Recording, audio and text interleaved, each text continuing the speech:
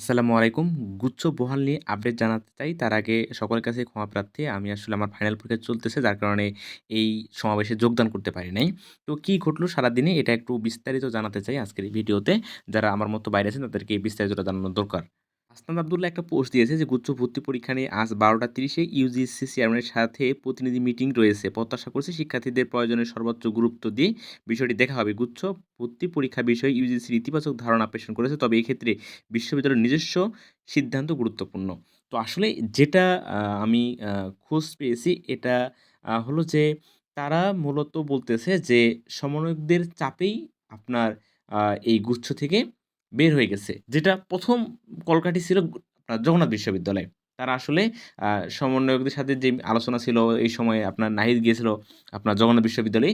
ওই জায়গা থেকে যখন জগন্নাথ বের হয়ে গেল তখন এই টালবাহানাগুলো পুরোটা শুরু হইল। যে তারা গুছে থাকবে না। এই জায়গাতে আসলে মূল ঘটনা ঘটছে।